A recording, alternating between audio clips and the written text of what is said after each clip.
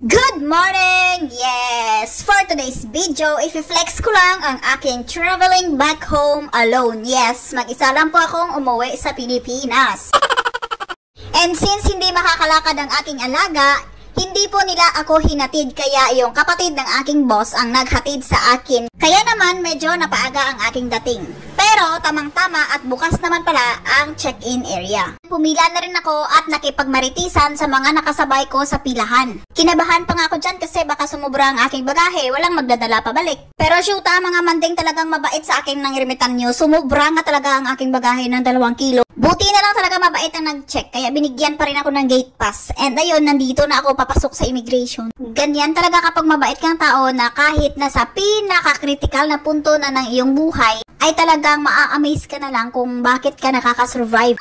O diba, amazing? Parang wala lang nangyari kasi nandito na ako sa boarding gate. At dahil maaga pa akong pumasok, tapos sarado pa kasi mga 1:30 AM ata ang flight ko, pero mga 12:30 nandito na ako, kaya diba masyadong maaga? Balak ko pa sana matulog dito, kaso lang bigla ako nakaramdam ng gutom. Naalala ko, hindi pala ako naghapunan mula sa bahay kasi sa sobrang excited ba naman. Kaya ayun mga guys, lumabas ako at magpakasosyal. O diba, deserve ko to? At saka parang celebration na rin kasi ito ng aking paglaya ng mga ilang araw.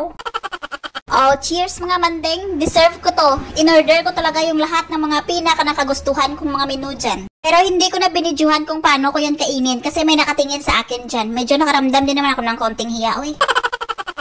And ayun, pagkatapos ng mga ilang minutos ko bago maubos ang lahat ng iyon, ito na nga ang inaasahan ko. Oo, tinawag na nga ako ng kalikasan, pero dahil mag-isa lang ako at wala akong mapagbilinan ng aking dala-dala na golds, dinala ko na lang siya papasok sa loob ng toilet. Mahirap na, baka mawala pa yung pinaghirapan ko. Oh, sino relate na mga single traveler dyan? And finally, ito na nga. Oo, ito na nga ang inaasam-asam ng lahat ng mga OFW dito sa abroad na magagawa nila or mangyayari sa buhay nila sa loob ng 2 taong nilang kontrata dito sa abroad. Yung makakalakad ka sa hallway na to, tapos makakarinig ka ng salitang welcome to our flight back to Philippines. Yes. O diba nakakakilig? Kaya sa lahat ng mga OFW dyan, magtiis-tiis lang muna kayo kung saan man kayo naroroon ngayon dahil makakauwi rin kayo sa tamang panahon. And fast forward, ito talaga ang pinaka-the best na feeling sa loob ng eroplano. Yung ini-steam ka na, means papalipad ng eroplano o di kaya ipapalabas na yung mga pasahero. And ito na nga mga guys, totoong welcome back Philippines na talaga ito. Pagkatapos ng mga 5 oras sa impapawid, nandito na nga talaga ako guys. Pagkatapos kong kumuha ng aking bagahe, dumiretso talaga ako dito para kumain kasi hindi ako kumuha ng meals sa loob ng eroplano. Pero shoota mga manding, tubig lang at saka muffins to inaabot ng 260 ang aking binayaran. Unang labas ko ng pera sa Pilipinas, napapawaw talaga agad ako. After kong kumain, tumambay muna ako dito sa boarding gate papunta sa aming lugar. Yes, sa lugar kung saan ako unang nakakita ng tao. Ang lugar ng Iloilo. Pagkatapos ng hinaba-haba kong paghihintay, bumukas na rin ang gate at saka hinakot na rin kami ng shuttle bus papunta doon sa aeroplano, tapos aakyat kami, tapos sasakay kami, tapos lilipad kami. Kahit medyo mahirap maghalakabakintol ng iyong bagahe paakyat doon sa aeroplano, pero sige lang, carry lang yan, excited ka man ba? O diba, after 2 years, madidiligan ka na uli, sino bang hindi excited dyan? And yes, finally, after 1 hour ng biyahe, nandito na talaga ako guys. Nandito na talaga ako sa Iloilo. Nakaapak na talaga ang 2 paa ko dito sa airport ng Iloilo.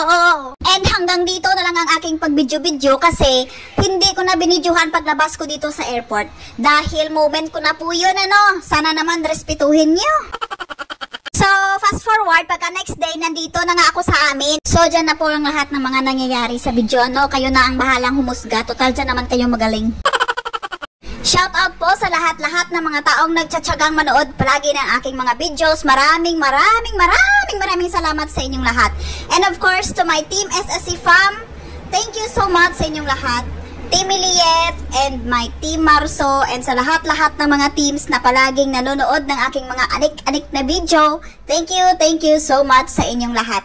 Sana ay hindi kayo magsasawa palagi at kung kayo ay bago pa lang dito sa aking Facebook page, huwag nyo sanang kalimutang i-like, i-follow, and of course kung gusto nyo i-share ang aking videos, thank you so much sa inyong lahat. Si San Pedro na ang bahalang magbalik sa inyo ng siksik, liglig at umaapaw na biyaya. Bye everyone! See you on my next vlog!